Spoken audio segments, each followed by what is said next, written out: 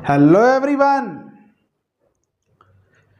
Very good morning to all of you. मैं विश्वजीत रंजन तुम सबों का बीसू सर अपने ऑनलाइन वीडियो चैनल पर सभी स्टूडेंट्स का स्वागत करता हूं। हम लोगों का आज का ये जो वीडियो सेशन है, इस वीडियो सेशन में हम तुम लोगों को पढ़ाने जा रहे हैं refrigeration by throttling of gases को थ्रोटल करके कैसे रेफ्रिजरेटिंग इफेक्ट को प्रोड्यूस किया जाएगा, कैसे गैसेस को थ्रोटल करके बॉडी से हीट निकाला जाएगा, रेफ्रिजरेशन अचीव किया जाएगा। इसके ही ऊपर में आज का हमारा ये पूरा का पूरा वीडियो लेक्चर है। माय डियर स्टूडेंट्स, इसके पिछले वीडियो लेक्चर में हम तुम लोगों को पढ़ा चुके हैं, हम तुम लोगों को बता चुके हैं थ्रोटलिंग प्रोसेस के बारे में। थ्रोटलिंग प्रोसेस किसे कहते हैं ये तुम लोग जानते होगे। इसके पिछले वीडियो लेक्चर में तुम लोग देखे थे कि जब भी किसी भी गैस को, किसी भी लिक्विड को, यानी कि किसी भी फ्लूइड को एक बड़े ही रिस्ट्रिक्टेड पैसेज से पास करते हैं तो उसके फ्लो में क्या आती है, गिरावट आती है, जिसका सीधा सीधी प्रभाव उसके प्रेशर पर पड़ता है। उसके प्रेशर में ड्रॉप आ जाता है। तो ऐसा कोई भी प्रोसेस जिसमें किसी भी फ्लूइड को एक रिस्ट्रिक्टेड पैसेज से, एक रिस्ट्रिक्टेड रास्ते से पास करा के उनके फ्लो में गिरावट लाके उनके प्रेशर में ड्रॉप किया जाए, ऐसे प्रोसेस को क्या कहते हैं? थ्रोटलिंग प्रोसेस कहते हैं। थ्रोटलिंग प्रोसेस में तुम लोग देखे थे कि फ्लूइड के पास थ्रोटल होने से पहले जितना इंथैल्पी होता है, थ्रोटलिंग होने के बाद भी उतना ही इंथैल्पी रहता है। मतलब थ्रोटलिंग प्रोसेस में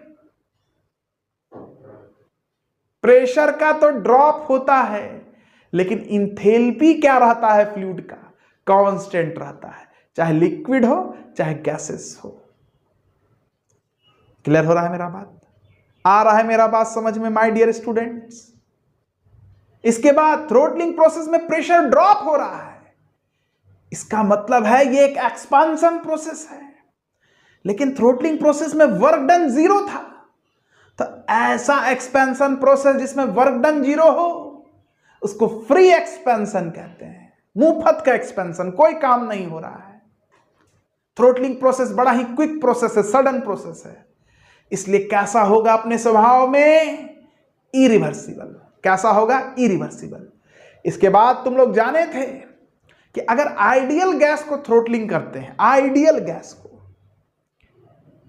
उसके प्रेशर में तो ड्रॉप आता है लेकिन उसके टेम्परेचर में कोई प्रभाव नहीं पड़ता है। उसका टेम्परेचर कैसा रहता है? कांस्टेंट रहता है। यह सब बात पिछले वीडियो लेक्चर में तुम लोग जान चुके हो। आज हम लोग देखेंगे दुनिया में कोई चीज आइडियल है क्या? सब तो रियल है ना, लेकिन पढ़ाई आइडियल पर करते हैं, रियल पर हम लोग पढ़ाई नहीं करते हैं। रियल का अगर तुमको बिहेवियर देखना है तो तुमको एक्सपेरिमेंट करना पड़ेगा, और दुनिया में हर चीज रियल है, आइडियल कुछ भी नहीं है।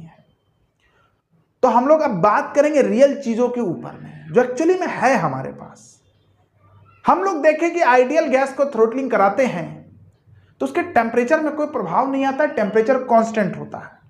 लेकिन रियल गैस में देखोगे, जब तुम थ्रोटलिंग कराओगे, जब प्रेशर ड्रॉप होगा तो थ्रोटलिंग करने के बाद कभी कभी रियल गैस का टेम्परेचर बढ़ भी जाता है, और थ्रोटलिंग करने के बाद कभी कभी रियल गैस का टेम्परेचर घट भी जाता है। मतलब कहने का यह है माय डियर स्टूडेंट्स, अगर ये कोई थ्रोटलिंग भाल्व है, थ्रोटलिंग डिवाइस है, यहां कोई रियल गैस है, इसका टेम्परेचर T1 है, थ्रोटलिंग करने के बाद टेम्परेचर T2 होगा। कभी कभी रियल गैस का थ्रोटलिंग करने पर टेम्परेचर बढ़ भी जाता है, मतलब रियल गैस थ्रोटलिंग करने के बाद गर्म हो जाता है। तो ये गर्मा गर्म रियल गैस जब बॉडी से पास करेगा तो बॉडी से हीट नहीं निकालेगा, बॉडी को और गर्म कर देगा। रेफ्रिजरेशन का उल्टा हो जाएगा, हीटिंग हो जाएगा। लेकिन कभी कभी ये रियल गैस थ्रोटलिंग करने के बाद इसका टेम्परेचर कम भी होता है। मतलब रियल गैस थ्रोटलिंग करने के बाद ठंडा हो जाएगा, बहुत ही कूल, ठंडा ठंडा कूल कूल। और ये ठंडा ठंडा कूल कूल रियल गैस जब बॉडी से पास करेगा तो बॉडी के चारों तरफ एक ऐसा इफेक्ट प्रोड्यूस करेगा जिस इफेक्ट में आने के बाद बॉडी अपनी हीट को लूज करेगा, बॉडी ठंडा होने लगेगा। उस इफेक्ट को बोलते हैं रेफ्रिजरेटिंग इफेक्ट, उस प्रभाव को बोलते हैं रेफ्रिजरेटिंग इफेक्ट। मतलब कहने का यह है कि रियल गैस को जब थ्रोटलिंग किया जाता है तो वो एक ऐसा इफेक्ट प्रोड्यूस कर सकता है जिस इफेक्ट के प्रभाव में आने से रेफ्रिजरेशन अचीव हो सकता है। तो भाई रियल गैस को किस कंडीशन पर रखें कि जब उसका थ्रोटलिंग किया जाए तो उसका टेम्परेचर बढ़े नहीं, उसका टेम्परेचर घटे। इस कंडीशन को जानने के लिए दो साइंटिस्ट, एक ठो जूल और एक ठो थॉमसन, एक्सपेरिमेंट किए बहुत सारे रियल गैस के ऊपर में, बहुत सारे रियल गैस को थ्रोटलिंग कराए, बहुत सारे रियल गैस में प्रेशर को रिड्यूस किए थ्रोटलिंग करा के, और देखे कहां पर थ्रोटलिंग कराने से टेम्परेचर बढ़ रहा है और कहां पर थ्रोटलिंग कराने से टेम्परेचर घट रहा है। इस एक्सपेरिमेंट के थ्रू उनको वह कंडीशन पता चला रियल गैस का जिसके बाद उनको थ्रोटलिंग करा के टेम्परेचर में डिक्रीमेंट प्रोड्यूस किया जा सके। और जब वह कंडीशन रियल गैस का पता चल गया कि भाई इस कंडीशन पर अगर रियल गैस को हम रखें और थ्रोटलिंग कराएं तो टेम्परेचर क्या होगा, रिड्यूस होगा। तो और ये रिड्यूस टेम्परेचर क्या प्रोड्यूस करता सकता है, रेफ्रिजरेटिंग इफेक्ट। तो इसी प्रोसेस को हम लोग क्या कहते हैं, refrigeration by throttling of gases. मतलब सारा का सारा कहानी इस कंडीशन पर है कि वो कंडीशन कैसे आएगा, जिसको हम लोग देखेंगे।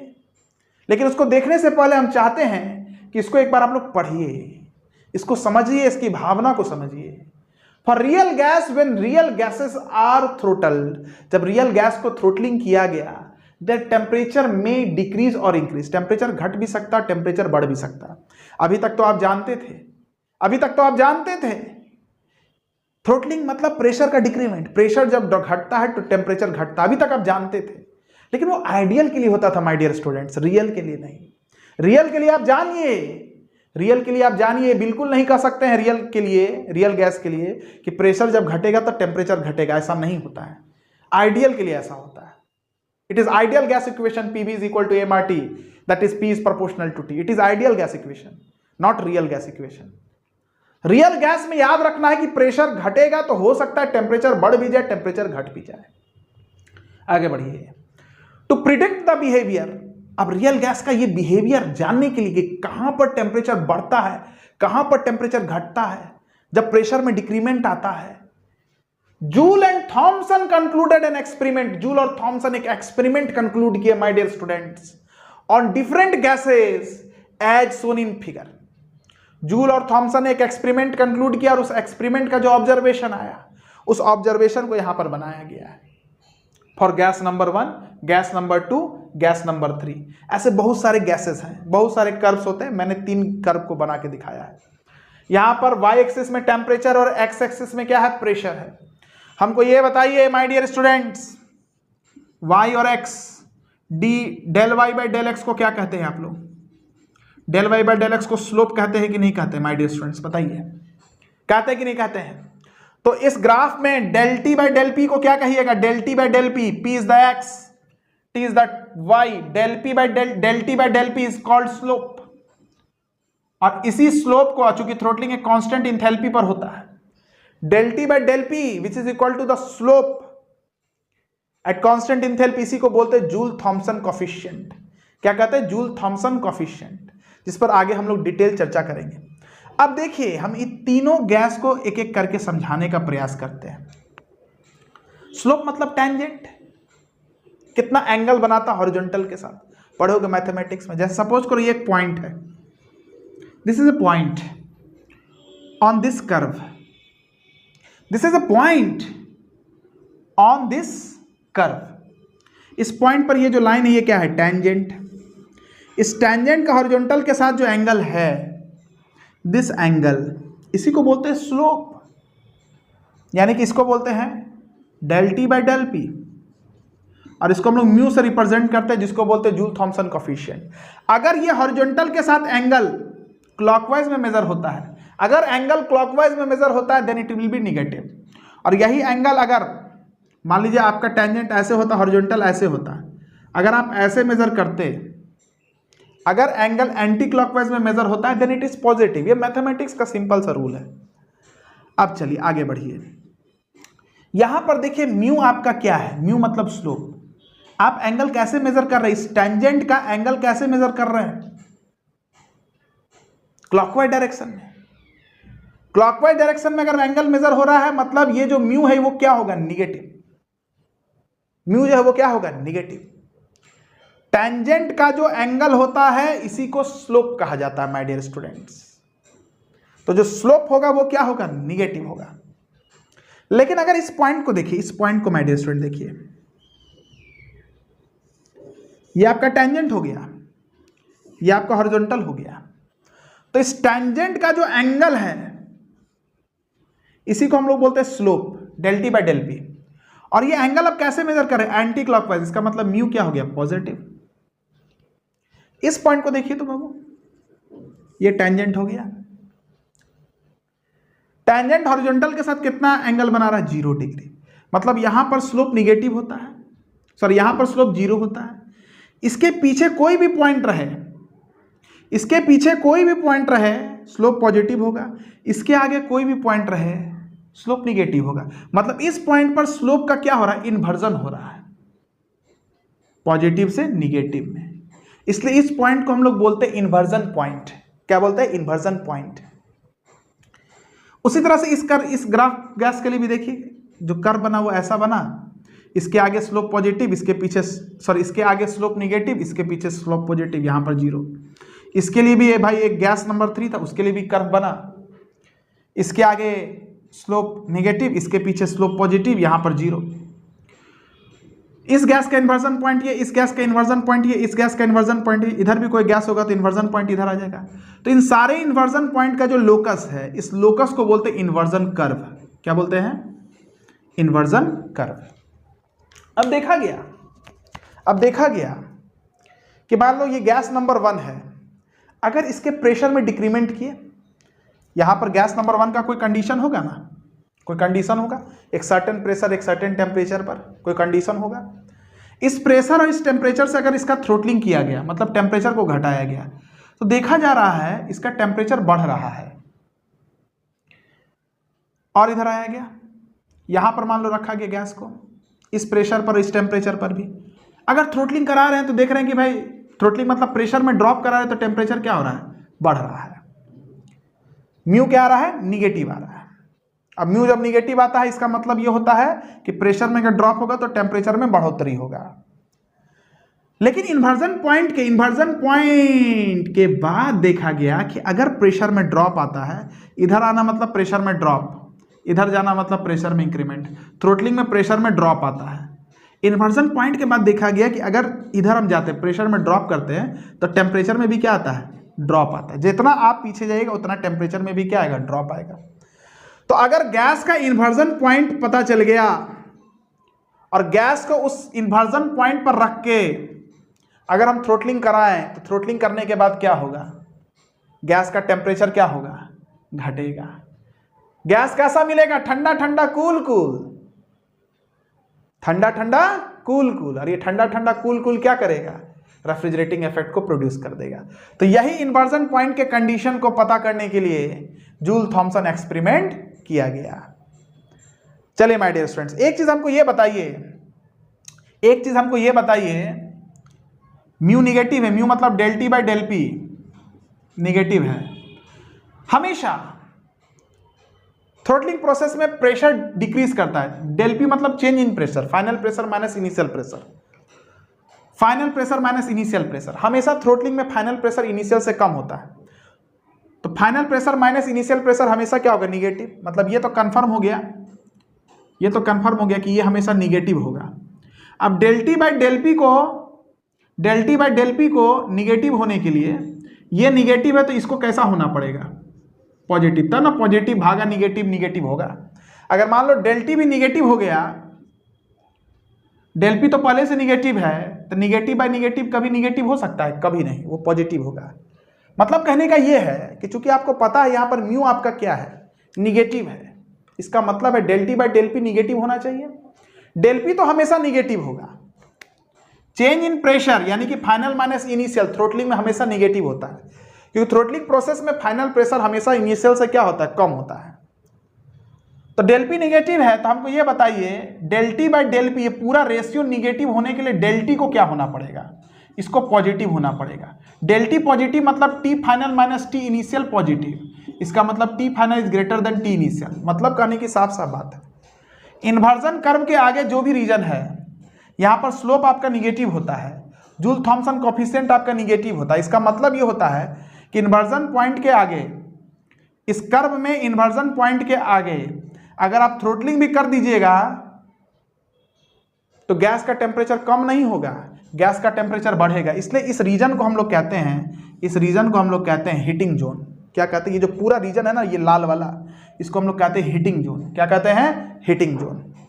कभी भी इन्वर्जन कर्व के आगे गैस को रख के थ्रोटलिंग नहीं कराया जाता रेफ्रिजरेशन में।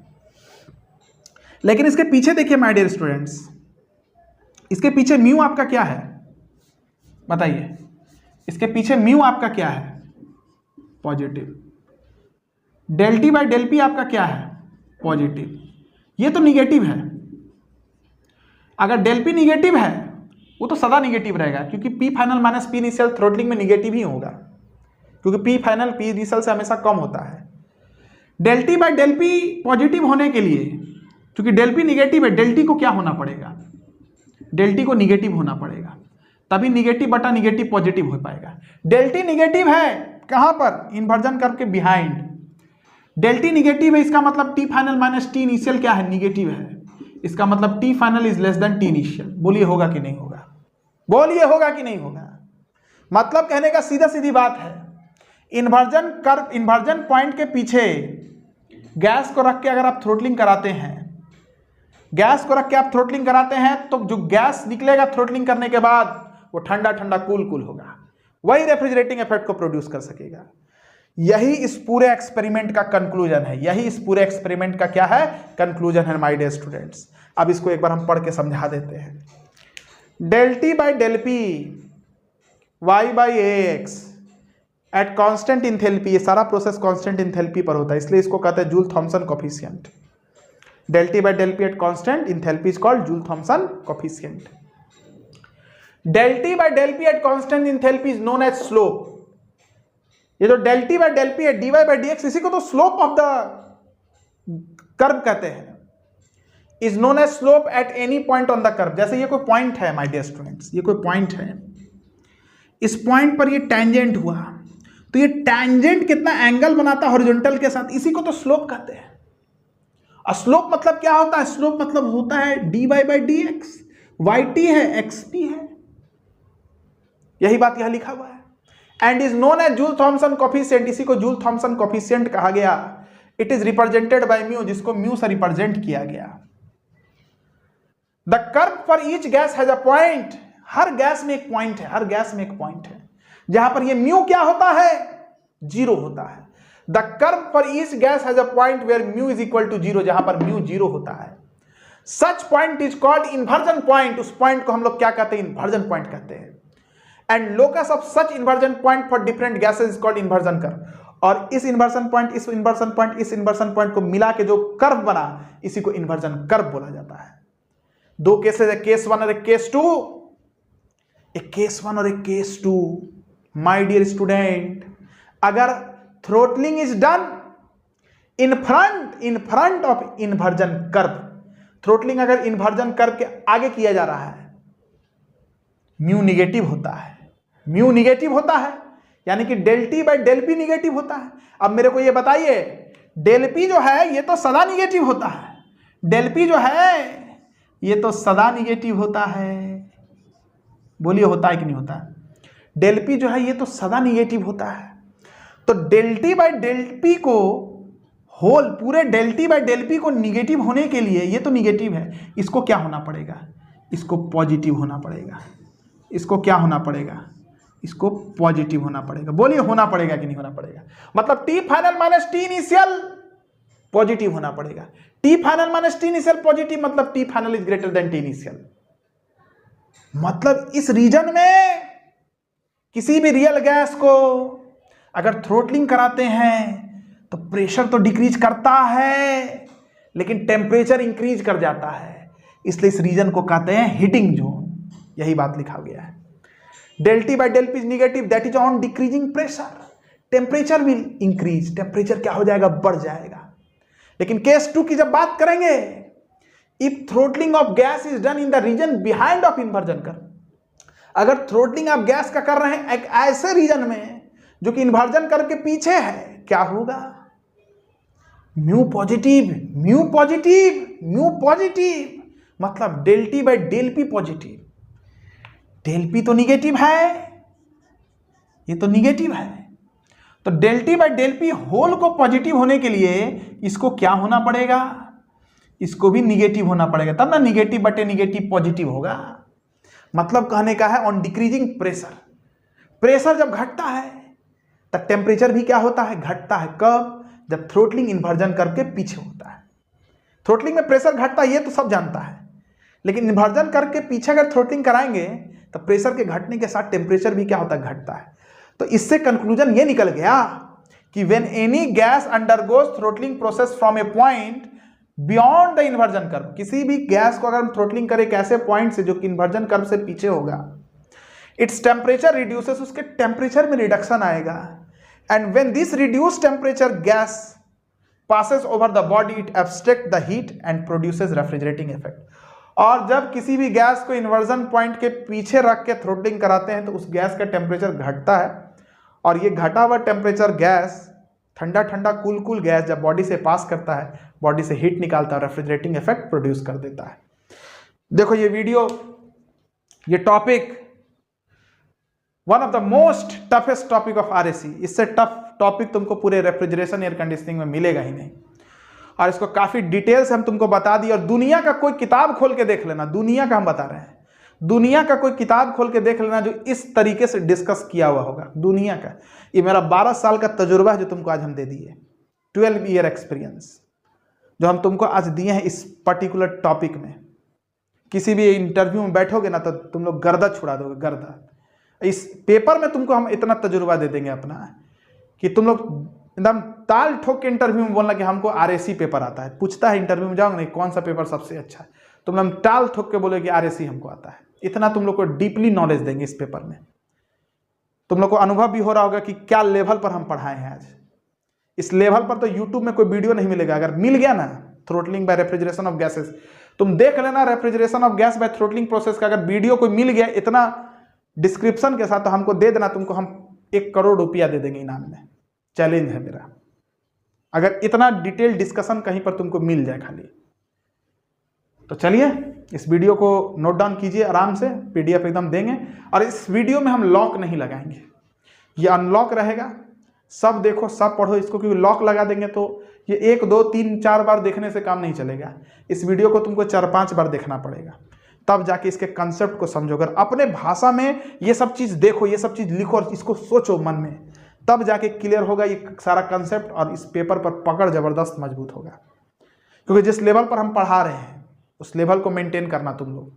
हो सकता है कि शुरुआत में चीज़ थोड़ा कठिन लगेगा, ये मानते हैं, क्योंकि मेरा अपना लेवल है जिससे हम कभी कंप्रोमाइज़ नहीं करते हैं। लेकिन मेट्रो भी जब हम पढ़ा रहे, चाहे ऑटोमोबाइल भी जब हम पढ़ा रहे, तो हो सकता है 1-2 क्लास लगा होगा टफ, लेकिन तुम लोग ये महसूस किए होगे at the end of session कितना मजा आया और कितनी चीज़ को तुम लोग सीख पाए। तो शुरू से ही तुम्हारे लेवल को हम बढ़ाना चाहते हैं, और ये हो जाएगा। 10 क्लास भी नहीं लगे, 4-5 क्लास में तुम बिल्कुल मेरे साथ फ्रीक्वेंसी को मैच कर लोगे, और उसके बाद जो पढ़ने का आनंद आएगा उसका मजा ही कुछ और होगा। आसान चीज़ पढ़ा के क्या करेंगे? पैसा दिए हो ना, पैसा दिए हो तो कुछ सीखो। मेरा अनुभव तुम लो, तभी तो उस पैसा का मतलब है। रेफ्रिजरेशन में थ्रोटलिंग ऑफ गैसेस किताब में जाना, बस इतना सा लिखा हुआ है, क्या होगा इससे? इसके लिए थोड़ी ना हमको 3,000 रुपया मिला है। हमको जो 3,000 रुपया मिला है उसमें हम तुमको जस्टिफाई करेंगे कि नहीं, तुम्हारा दिया गया एक एक पैसा जो है वो सही है। चलिए स्टूडेंट्स, इसी के साथ आज के वीडियो सेशन को खत्म करते हैं। Keep watching us, keep learning our content. जय मैकेनिकल।